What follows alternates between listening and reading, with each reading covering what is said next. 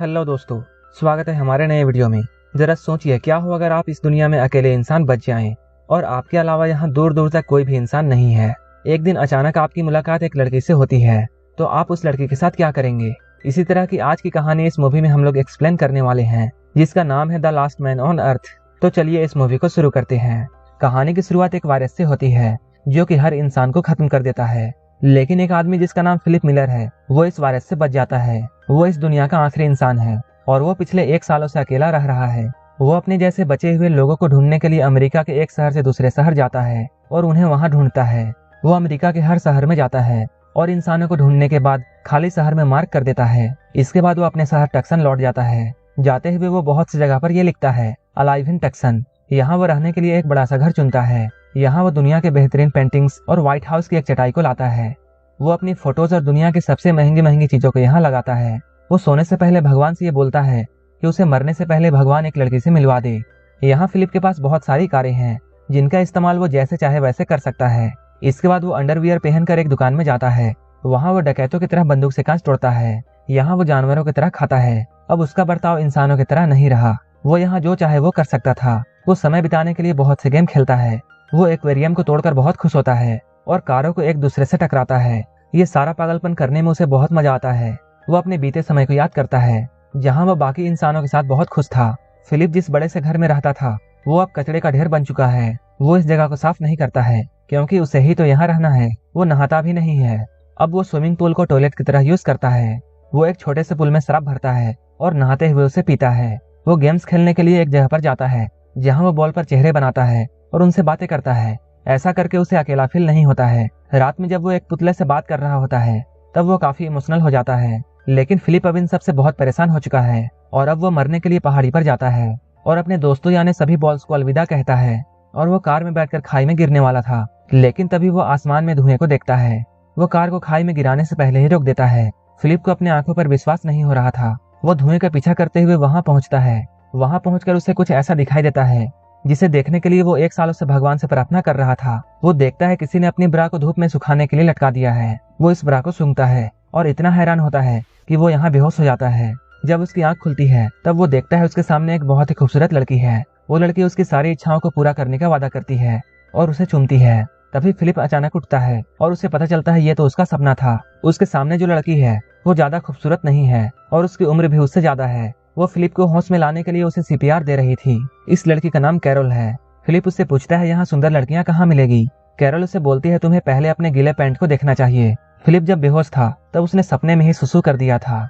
Philip उसे समझाने की कोशिश करता है कि उसने अपने पैंट में पेशाब नहीं किया है, लेकिन वो लड़की बहुत डर जाती है और वो गन निकाल लेती है। वो फिलिप को अपने से दूर रहने के लिए कहती है।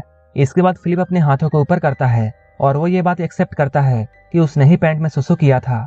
इसके बाद वो फिलिप को बताती है उसने एक बोर्ड पर अलाइव इन टक्सन का साइन देखा था। इसके बाद वो उस जिंदा आदमी को ढूंढने के लिए टक्सन आ गई।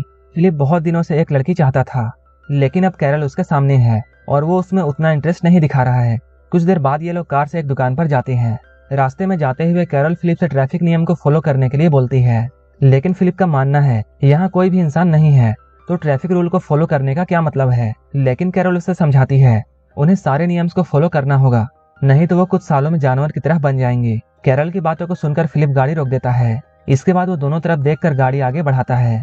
जब वो शॉपिंग मॉल पर पहुंचते हैं तब फिलिप अपनी कार को ऐसी जगह पर पार्क करता है जो कि विकलांग लोगों के लिए बनी हुई थी। कैरल उसे यहाँ कार पार्क ना करने के लिए कहती है। फिलिप उससे बोलता है यहाँ विकलांग लोगों के पास कार पार्क करने के लिए बहुत सारी जगह है, लेकिन कैरल अपनी जिद पर अड़ी रहती है और वो कहीं और पार्क करने के लिए कहती है। तब फिलिप गुस्से में गाड़ी को शॉप के अंदर घुसा देता है। इसके बाद ये दोनों घर आते हैं जहाँ कैरल फिलिप के रहने के तरीके को देखती है। यहाँ उसके पास 2 स्विमिंग पूल हैं। इनमें से एक में वो पोटी करता है और दूसरे में उसने कूड़ा जमा करके रखा है। कैरल जब यहाँ महंगी पेंटिंग को देखती है तब वो फिलिप पर चोरी का इल्जाम लगाती है। हालांकि ये पेंटिंग अब किसी के भी काम के नहीं है। फिलिप अब कैरल से बहुत परेशान हो चुका था। इसके बाद वो कैरल को कहीं और जाने के लिए बोलता है, लेकिन अगले ही सुबह फिलिप देखता है कैरल उसके घर की सफाई कर रही है और वो फिलिप से सफाई का सामान लाने के लिए कहती है और उसे समझाती है उसे इंसानों की तरह जीना चाहिए। रात में फिलिप अपने बॉल्स फ्रेंड के पास जाता है और कैरल की शिकायत उनसे करता है। फिलिप को ऐसा लग रहा था कि उसे कैरल से अलग हो जाना चाहिए। अगली सुबह कैरल बगल वाले घर में रहने के लिए आती है। फिलिप उसे यहाँ से दूर जाने के लिए कहता है। फिलिप उसे यहाँ से भगाने की कोशिश करता है, और गुस्से में अपनी पैंट को उतार देता है। लेकिन कैरोल ऐसा सोचती है जैसे उन्हें पृथ्वी को आबाद करने की जिम्मेदारी दी गई है। फिलिप गुस्से में कैरोल से ये कहता है वो उसके साथ कभी नहीं सोने वाला है, भले ही वो इस दुनिया की सबसे आखिरी औरत हो। इसके बाद जब कैरोल उसके पास आती है तब वो अपने टॉयलेट यानी स्विमिंग पूल में होता है। वो फिलिप से ये कह रही होती है उसे अपने घर में पानी लाने की कोई व्यवस्था करनी चाहिए ताकि वो यहाँ फल और सब्जियां उगा सके। लेकिन फिलिप यहाँ मदद करने से इनकार करता है। कैरोल उसके सामने एक ताजा टमाटर खाकर उसे उकसाती है, लेकिन फिलिप को उसकी हरकतों से कोई भी फर्क नहीं पड़ता है। रात में जब अंधेरा होता है तब फिलिप कैरोल के घर में जाता है और उसकी उगाई हुई सब्जियों को खाने लगता है। अगली सुबह कैरोल फिलिप के सामने आकर ये देखती है फिलिप का टी शर्ट टमाटर से गंदा हो चुका है। फिलिप कैरोल से कहता है उसने उसकी टमाटर को नहीं चुराया है। फिलिप यहाँ देखता है कैरोल के पैरों पर चोट लगी है। अब कैरोल भी अच्छे इंसान की तरह जीना छोड़ देती है और वो भी अब स्विमिंग पूल को टॉयलेट बनाने की तैयारी करने लगती है। वे दोनों मानव जाति की शुरुआत नहीं कर सकते हैं क्योंकि ये लोग अपने घर में पानी की व्यवस्था भी नहीं कर सकते हैं। तब मानवता को बचाने की इतनी बड़ी जिम्मेदारी ये लोग कैसे निभा सकते हैं। फिलिप को ये सब सुनकर बहुत बुरा महसूस होता है। इसके बाद वो शहर के सबसे बड़ी पानी की टंकी के पास जाता है और वो कैरोल के बगीचे में पानी लाने का रास्ता बनाता है। कैरोल ये देखकर बहुत खुश होती है और वो फिलिप को रात में खाने के लिए बुलाती है। बहुत लंबे वक्त के बाद फिलिप ने इतना अच्छा खाना खाया था। अब वो उसके साथ सोने के लिए तैयार है, लेकिन कैरोल उससे कहती है वो शादी से पहले ऐसा कुछ नहीं करना चाहती है। फिलिप को यह बात बहुत अजीब लगती है। फिलिप को शुरू में ऐसा लगता है जैसे कैरोल मजाक कर रही है, लेकिन कैरोल बिल्कुल सीरियस होती है। लेकिन कैरोल को देखकर फिलिप उसे शादी करने के लिए तैयार हो जाता है। अगले ही दिन ये लोग शादी करने का फैसला करते हैं। ये दोनों शादी करने के लिए चर्च में जाते हैं। इसके बाद जब वो शादी करके चर्च से बाहर निकलते हैं तब मेहमानों का भीड़ उनका स्वागत कर रही होती है। ये देखकर फिलिप को महसूस होता है उसने बहुत बड़ी गलती कर दी है। वो जोर से चिल्लाता है, तभी वो बिस्तर से उठ जाता है और उसे पता चलता है ये तो एक सपना था। लेकिन कुछ ही दिनों बाद इनकी शादी का दिन आ जाता है। कैरोल इनकी शादी का केक तैयार करती है। वहीं फिलिप को इन दोनों के लिए रिंग लाना था, लेकिन इधर फिलिप अपने बॉयफ्रेंड के साथ होता है और वो इनके साथ बैचलर पार्टी कर रहा था और वो अपनी बहुत सारी चीजों को आग लगा देता है। इसके बाद वो उस पुतले के पास जाकर उसे भी गुड बाय बोलता है और उससे बातें करते हुए वो उसे बताता है वो उसकी पहली पसंद है। रात में फिलिप अपने घर जाता है। वहाँ कैरोल ने उसके लिए एक रिकॉर्डिंग तैयार की है। वो रिकॉर्डिंग इनकी शादी में हेल्प करेगा। जब रिंग पहनाने का वक्त आता है तब फिलिप के पास कोई भी रिंग नहीं होती है। कैरोल को ये सब देखकर बहुत बुरा लगता है और वो सोचती है वो अकेले ही साथ रहने की कोशिश कर रही है। इसके बाद वो चर्च से निकलकर चली जाती है। बाद में फिलिप उसे मनाने के लिए उसके घर में जाता है, लेकिन वो कोई जवाब नहीं देती है। इसके बाद वो दरवाजे को हथौड़े से तोड़ता है। वो अंदर आकर देखता है कैरोल ने पूरे घर को बहुत अच्छे से डेकोरेट किया है। कैरोल ने इन दोनों के लिए एक बहुत खूबसूरत केक भी बनाया है।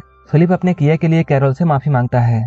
वो ये भी बताता है कि वो उसके पकाए हुए खाने को पसंद नहीं करता है, लेकिन उसे इस बात की बहुत खुशी है कि वो कैरोल के साथ है, क्योंकि वो उसके बिना अभी जिंदा नहीं रहता। इसके बाद फिलिप उसे बाहर लेकर आता है। ये दोनों एक गहने की दुकान पर जाते हैं, जहाँ कैरोल अपनी पसंद की बहुत सी रिंग चूज करती है। इसके बाद ये दोनों रात में शादी कर लेते हैं और ये दोनों एक दूसरे के साथ इंटीमेट होते हैं, लेकिन कैरोल इंटीमेट होते हुए भी बात कर रही थी। सुबह में फिलिप रैकेट बॉल खेल रहा होता है, तभी वहाँ पर कैरोल आती है। फिलिप को ऐसा लगता है जैसे कैरोल उसे ऐसा करने पर डांटेगी, लेकिन कैरोल भी उसके खेल में शामिल हो जाती है। इसके बाद वो लोग एक फायर प्रूफ सूट बनाते हैं और उस सूट को पहनकर एक दूसरे को आग लगाते हैं। बियर की बहुत सारी बोतलों पर रोलर चलाते हैं। फिलिप अपनी पहली गर्लफ्रेंड से मिलने के लिए कैरोल को ले जाता है। कैरोल उस पुतले को उसके पति पर डोरे डालने के लिए मारती है। इसके बाद जब ये लोग जा रहे होते हैं तभी एक चौराहे पर इनकी गाड़ी एक दूसरी गाड़ी से टकरा जाती है।